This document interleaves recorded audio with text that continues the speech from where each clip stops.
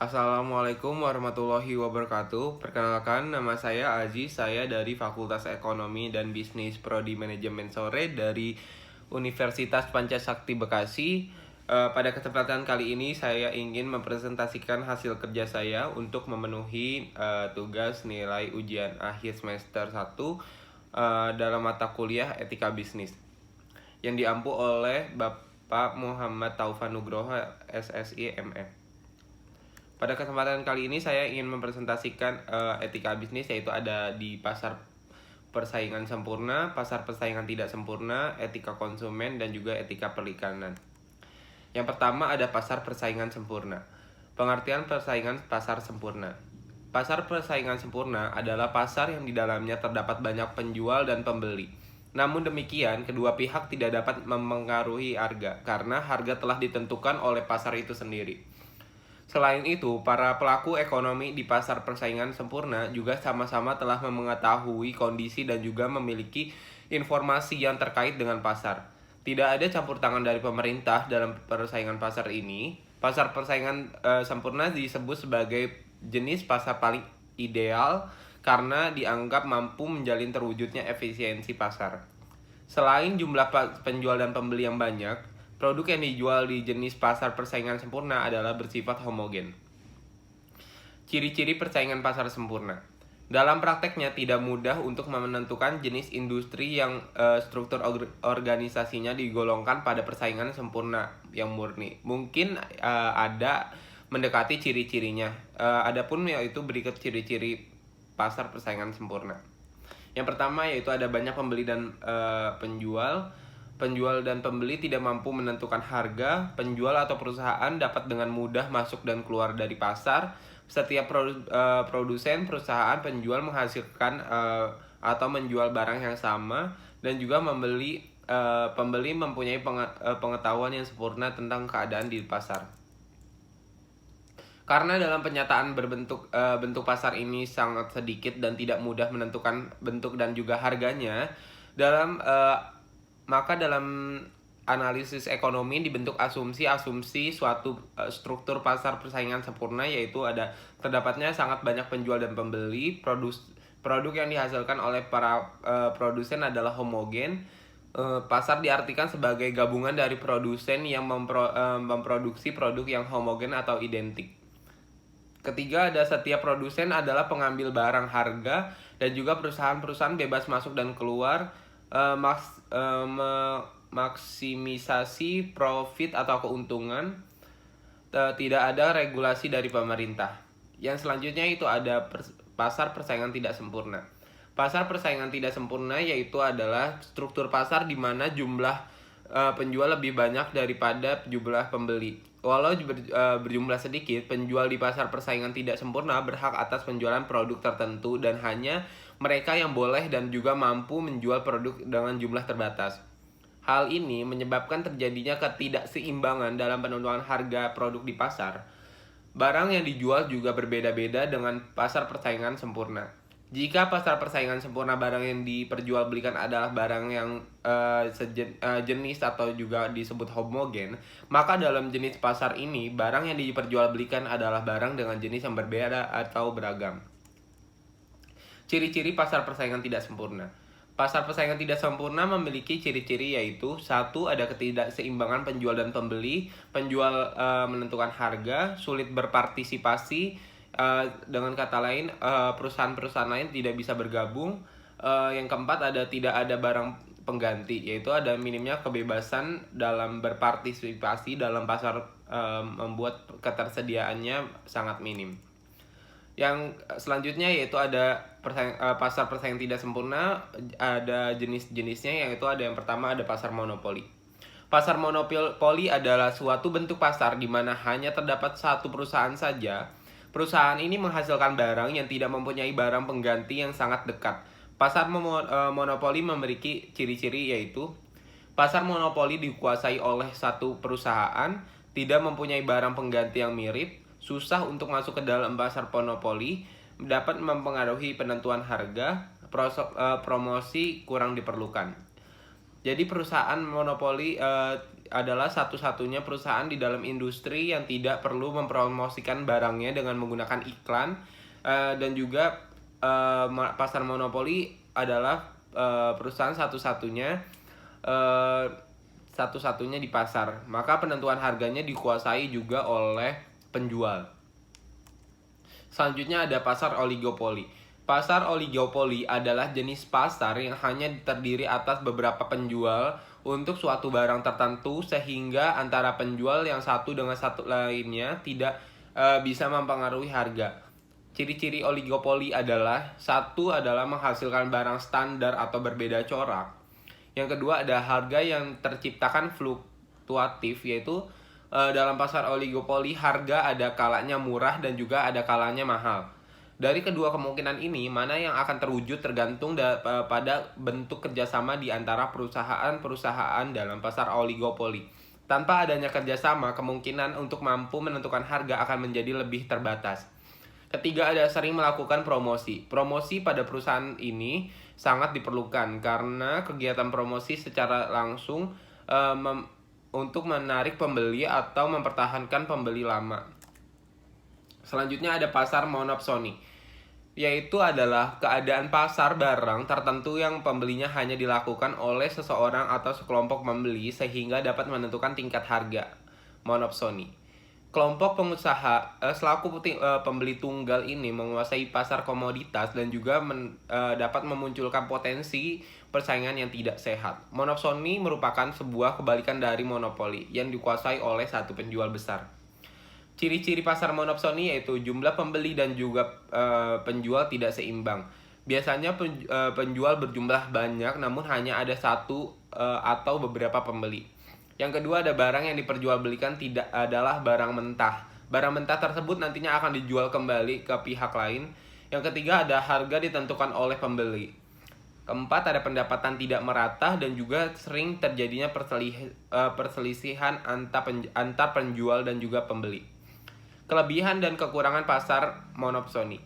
Kelebihan pasar monopsoni di sini ada kualitasnya produk terjamin, penjual termotivasi untuk melakukan inovasi terhadap usahanya, penentuan harga lebih mudah karena tidak terpengaruh oleh inflasi, penjual akan lebih mudah menemukan pembeli tanpa perlu memerlukan promosi, alur penjualan lebih mudah diatur karena proses produksi akan selalu berjalan dan dijual langsung pada pembeli.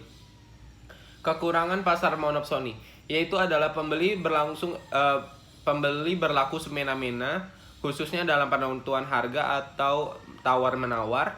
Selanjutnya ada keluhan penjual tidak didengar karena pembeli terlalu egois memikirkan keuntungannya yang dapat didapatkannya. Ketiga, ada masalah ekonomi hanya ditanggung penjual seperti inflasi, deflasi, hingga kelangkaan bahan baku. Selanjutnya ada pasar oligopsoni. Pengertian pasar oligopsoni yaitu adalah suatu bentuk pasar yang di dalamnya terdapat dua atau lebih pembeli yang menguasai pasar dalam hal penerimaan pemasokan atau berperan sebagai tunggal jasa atau barang di dalam suatu pasar komoditas. Pada pasar ini, pembeli merupakan pelaku usaha yang membeli bahan mentah lalu menjualnya kembali ke konsumen akhir. Dalam pasar ini, pembeli memiliki peranan besar dalam hal menentukan harga di pasar tersebut. Ciri-ciri pasar oligopsoni yaitu terdapat beberapa pembeli di dalam pasar oligopsoni terdapat beberapa pembeli yang menguasai pasar di mana tugasnya adalah membeli produk-produk yang dihasilkan oleh produsen.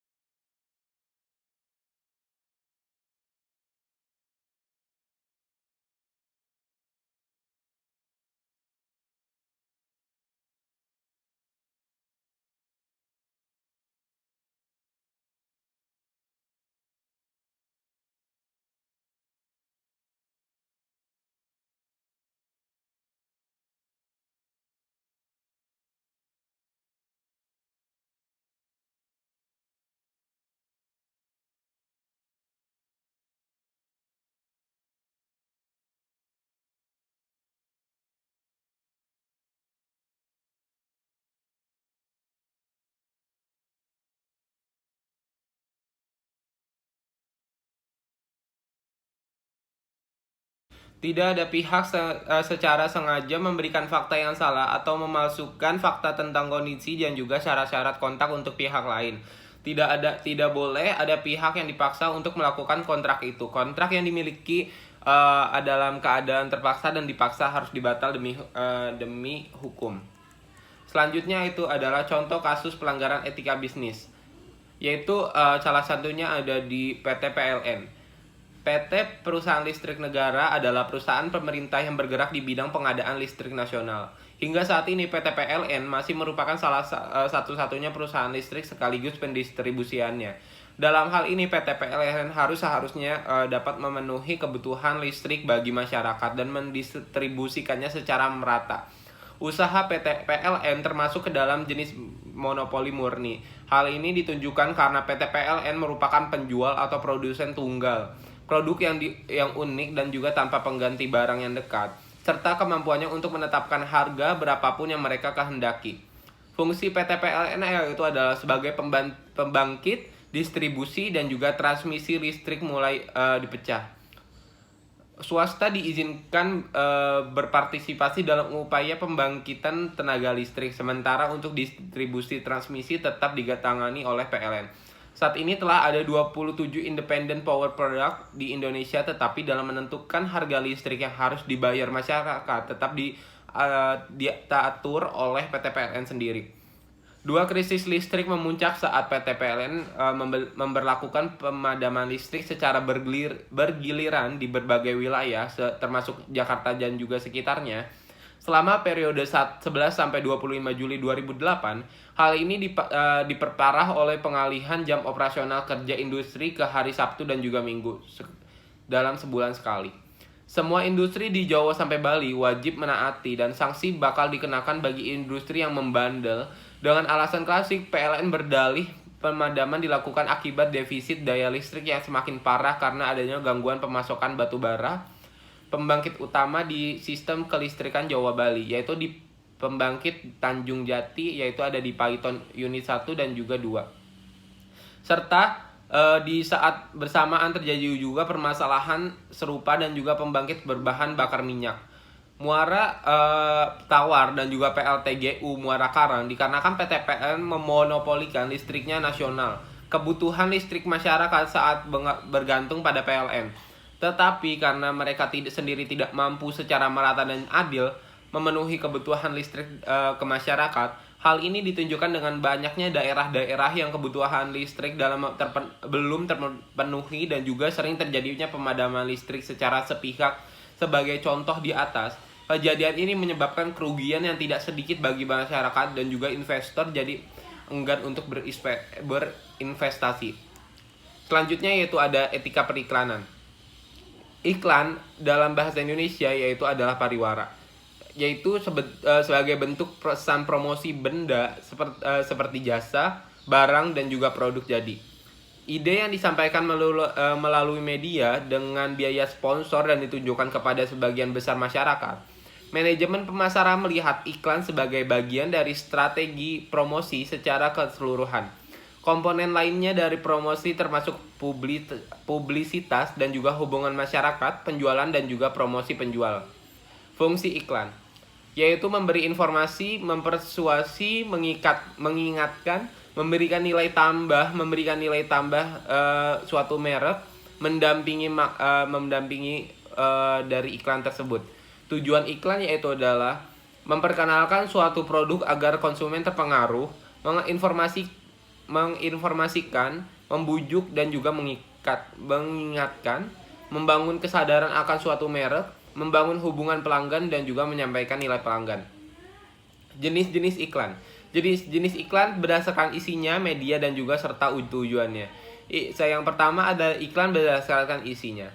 Iklan pelayanan masyarakat. Iklan ini biasanya berasal dari instansi atau lembaga, berisi tentang informasi sosialisasi atau pencerahan kepada masyarakat akan suatu isu atau topik. 2, yaitu ada iklan pengumuman atau pemberitahuan, yaitu iklan bertujuan untuk menarik masyarakat tertentu saja. Isinya tentang memberikan suatu seperti event, iklan berita duka, dan lain-lain. Permintaan iklan permintaan iklan sering dianggap sebagai iklan lowongan kerja. Iklan penawaran atau niaga, iklan ini biasa dijumpai oleh masyarakat, yaitu iklan yang berisi tentang tawaran akan barang dan juga jasa kepada masyarakat. Selanjutnya ada iklan berdasarkan medianya.